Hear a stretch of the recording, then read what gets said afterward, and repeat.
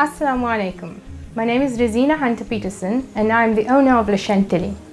We bake cake and do desserts for all your functions. Today we're going to be showing you how to make our signature triple chocolate eclairs.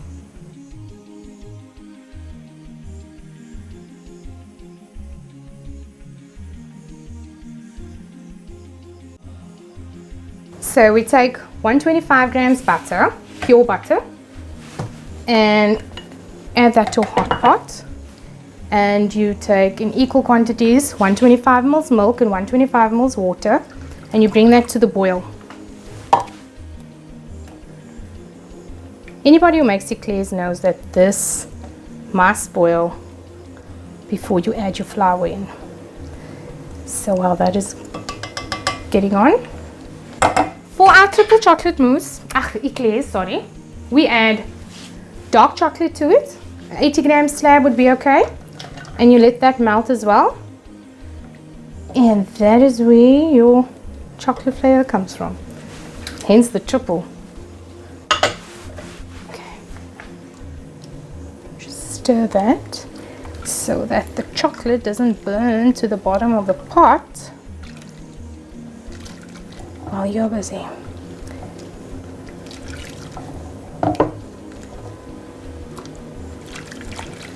Some people add vanilla, and that you do for your plain eclairs, but I don't, because this is chocolate, and the chocolate from the actual slab gives it its yummy flavor.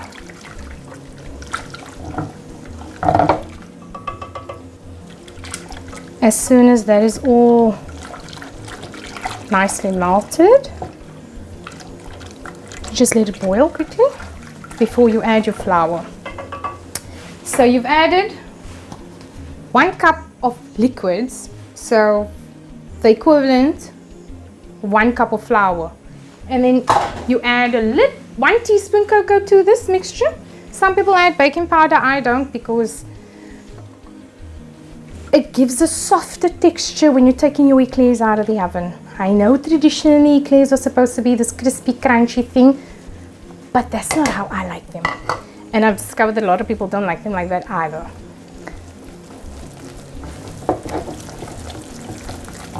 And there we go. For people who do make eclairs, you will notice that this batter is slightly oilier, slightly wetter than usual. But that's just because of the chocolate. And once everything is well incorporated, all the flour is mixed in, you can transfer it to a dish. You just cool slightly before adding your eggs. You do know when you add in the eggs a bit too early, you actually curdle them in your flour mixed in, and that will be quite a waste of butter. To cool it down quicker, you could just give it a bit of a whisk.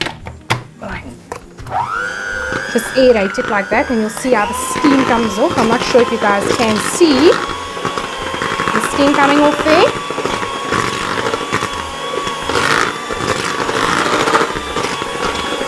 Okay, just let that cool down a tad bit. While that's cooling, you can just get our eggs. I add them in individually because you need to mix each egg in. You need to mix it well before adding in the second egg. This here, let's just check if it's cool enough. Okay, should be cool enough. So you add in your egg, and you just give it a good mix. Your egg must be mixed in well before adding in the next one.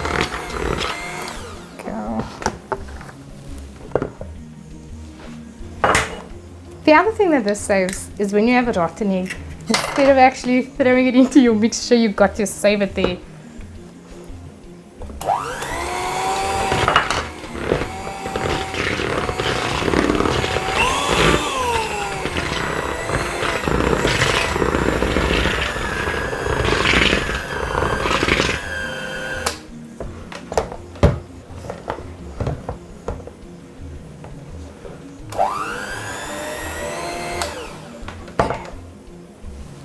Then we add in our third egg.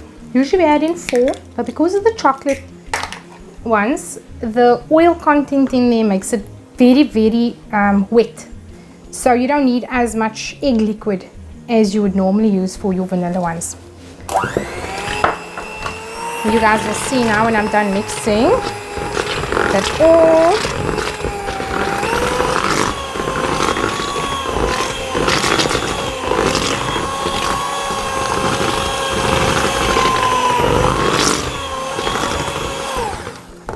you can just scrape down the sides with a spatula just to catch all the sides, so they don't have some batter there on the sides with chocolate and stuff not mixed in with the egg, and will make little lumps in your eclairs as well when you're baking them.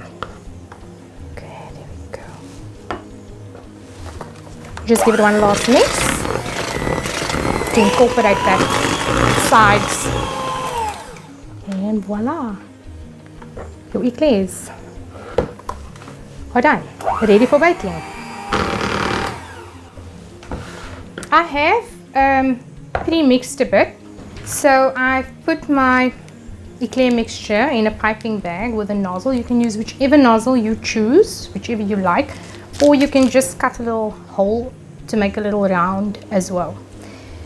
Then on a lightly greased pan, we use the little spray stuff. You pipe your eclairs.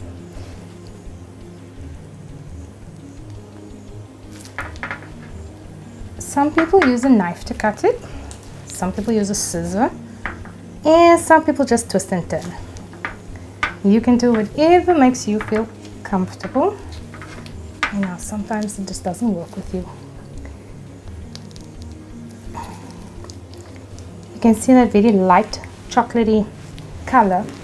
You can make it more chocolatey by adding a little bit more cocoa or a higher cocoa concentration chocolate. I prefer this so that it's not too bitter.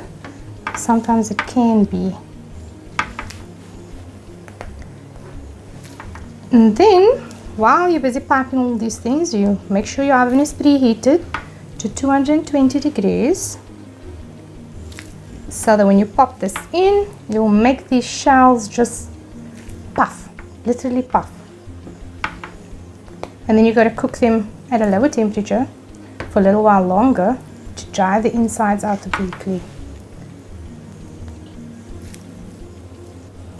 Different people cook it at different temperatures, I know, but this one gives you a softer outer shell and still a dry inner side.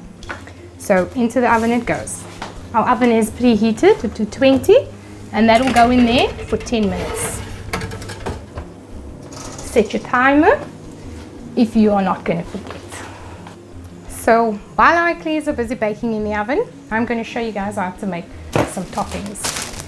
So we've pre-prepared some vanilla eclairs as well, just to give you guys some variety. So over here we're going to be making a butterscotch, and this is 60 grams butter with a cup of brown sugar.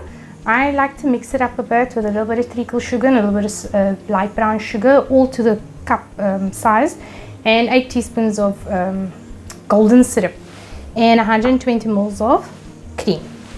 And for the chocolate ganache, you have your cream and your chocolate. This one we just mix the cream. I think the quantities are a half, 125 ml of cream and 150 grams chocolate. Different people like different consistencies of the chocolate, and once you get to it, you kind of figure out what your quantity ratio is. That's just what I'm using for today. So this, we head over here to the stove. It's down on the stove top.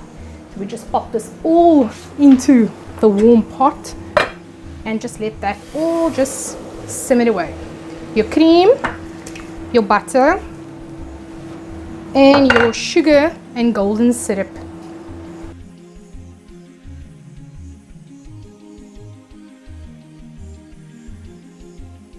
Get it all in there. Just let the sugar dissolve there and let it boil a little bit.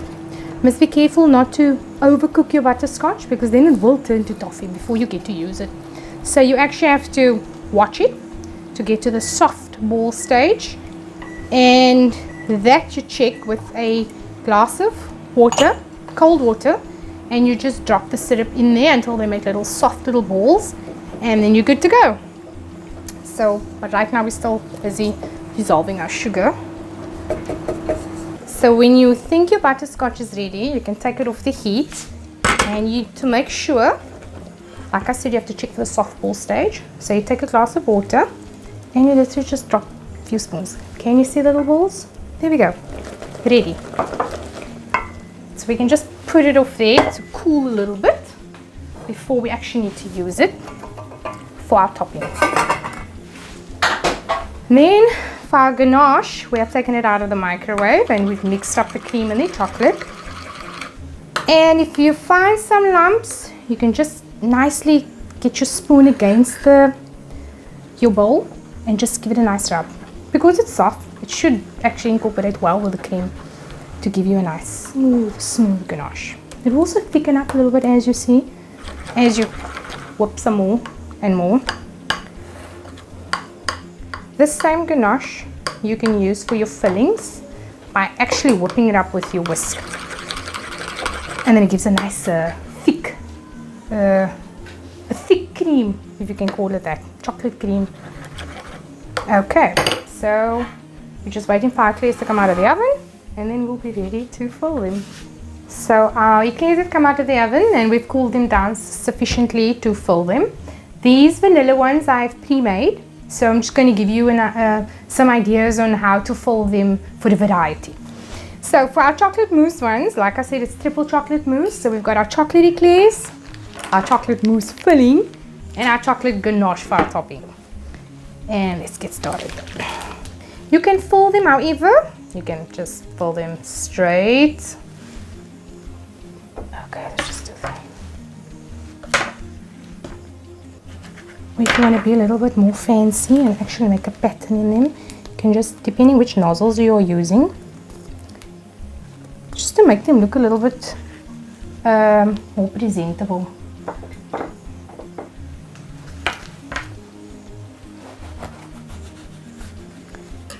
These eclairs can also be made in, you know, these number cakes that you make and stuff like that, filled all different fancy ways.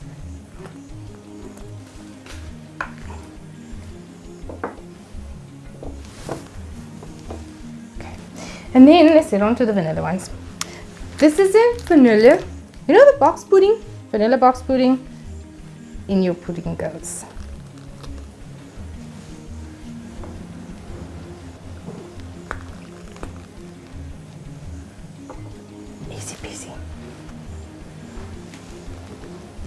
Some people use those little nozzles that you don't actually see the piping with, but sometimes you want to see what's inside, because you know some people don't eat caramel. I don't know who doesn't eat caramel, but I've come across people who don't eat caramel. So that's for your vanilla pudding. And then Old Faithful Chantilly cream, where my name comes from, Le Chantilly. Everything good and creamy. You can fill these with caramel as well, but seeing that we have all these other decadent things, we thought we'd just leave this one a little bit more plain. But you can fill them as you want them.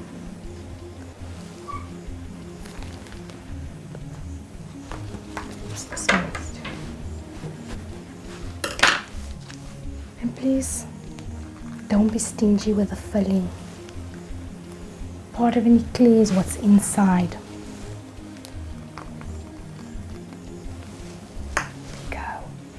Then, for our triple chocolate mousse, we top it with our delicious chocolate ganache.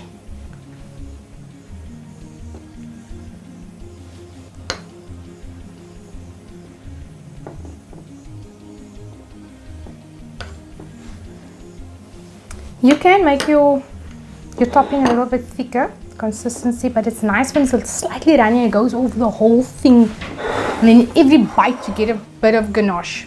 Then for your vanilla flavored ones, you take your butterscotch, because this just It's just awesome. Very yummy. My husband's favorite.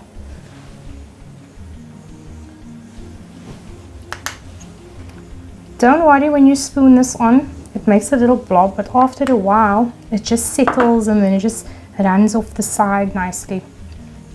You'll see when it's, by the time it's done, settles. And then for your plain vanilla ones, or full chocolate ganache, you can also top it with some butterscotch, whichever way you would like.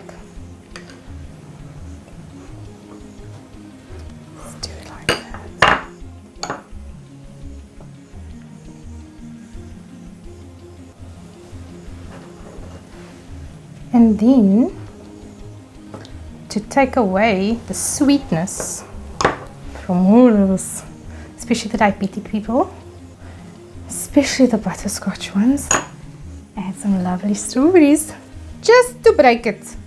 You know, the tart of the strawberry just makes it just something about it. It just rounds these desserts off just wonderfully. You can do strawberries, you can do blueberries, whatever you like, but strawberries is in season.